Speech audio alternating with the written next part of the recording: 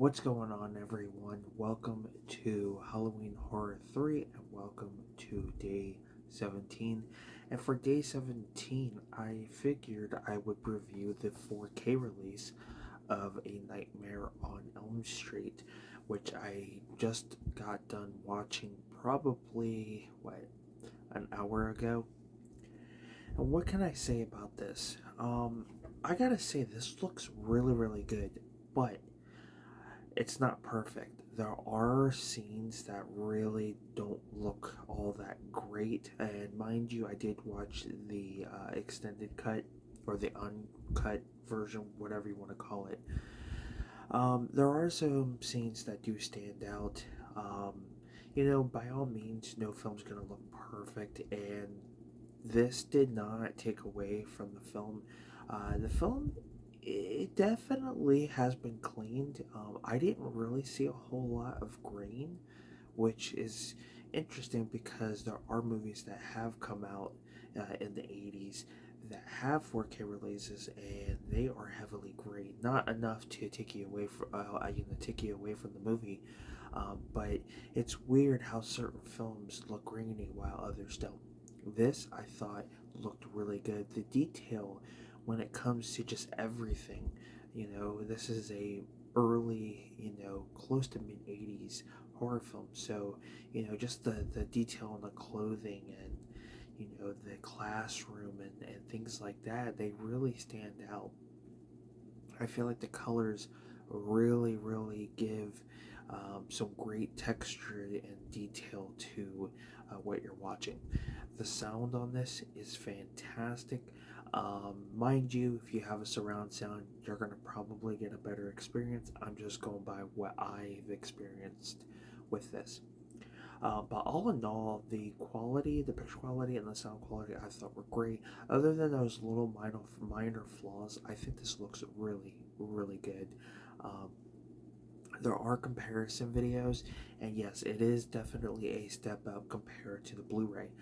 Not only that, but there was a lot of things cut out in this film. A lot of sounds and some music around specific scenes, what was one of them? There's a scene when Nancy's trying to attack Freddy after she's brought him out of the dream world. There's a scene where Freddy is like, I guess rubbing on, using his glove to kind of like, I don't want to say it's like a chalkboard, but it has that same similar sound. That was actually cut out of the Blu-ray and then one of the DVDs.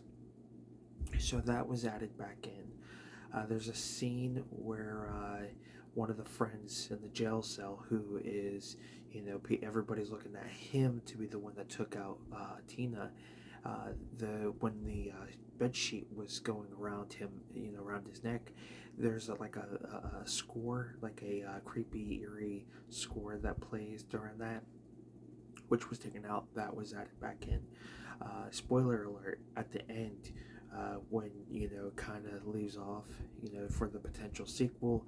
Um, the mom gets pulled through the little window through the door. There's a crackling sound that was added back, and that was not in the Blu-ray or any other DVD release since then. Actually, the box set that came out in 1999, that actually has what the original version was.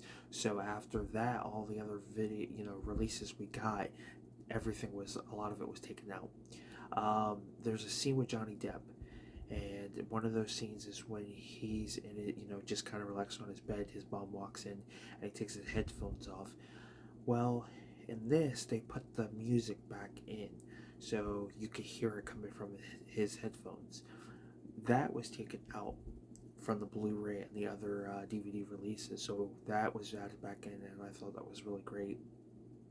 And there's also a scene where Tina's fighting Freddy and she pulls his face off. There's like, I think when she falls, before that, when she falls, and it hits like the outdoor furniture, I believe it is. You hear like the crashing and the items being hit. in the Blu-ray and the older DVDs, you don't get that. It's just there's no sound to it. So at least from what I remember and what I've been looking up, at least those are some of the scenes. There's a lot more, but it's great to see that they were able to go back and add the stuff that was missing, because I feel like if we had just gotten a 4K release and that stuff wasn't added in, I feel like it would have not only upset a lot of fans, but I don't think this would have been up for grabs as much as everybody wants. I mean, this is a sought after 4K, because let's be honest, we've all been wanting to see this get released. So I feel like it would have minimized how many, everybody purchasing it, because then they'd be like, oh, I prefer the Blu-ray, because those scenes wouldn't be added back.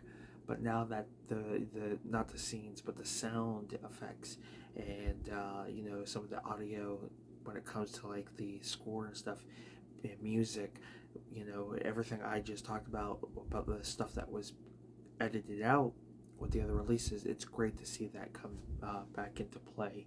And it's weird too to wait so long. I mean, that first box set came out in '99, so you wait until 2024 to finally put that stuff back on. It's weird. It kind of makes no sense.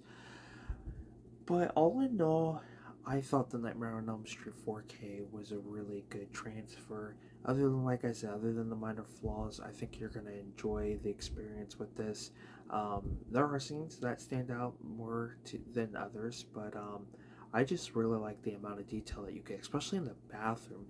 Just like the old school 80s tile, on the bathtub, or the tile next to the sink and stuff like that. It really transfers you back to that time. But nonetheless, I wish I could say more about the film, or not the film itself, but I wish I could say more about the 4K itself. You do get features. I think all of the features from the Blu-ray and DVD have been added. So you get The House That Freddy Built, The Legacy of New Line Horror, Never Sleep Again, The Making of Nightmare on Elm Street, and Night Terrors, The Origins of Wes Craven's Nightmares. I feel like I gotta sneeze. You get 2 commentaries. And I like how they did this. They tell you one and then put a 2 next to the other one. The first one is commentary with director Wes Craven, co-stars Heather Langenkamp, John Saxton, and cinematographer Joaquin. I want to say it's, or is it? No, it's. Yeah, I think it's like Joaquin. I think it's how you pronounce it. Or Jack. No, I need some sleep. Is it Jackie or no? I think it's Joaquin. The way it looks, I think it's Joaquin. It's Jacques.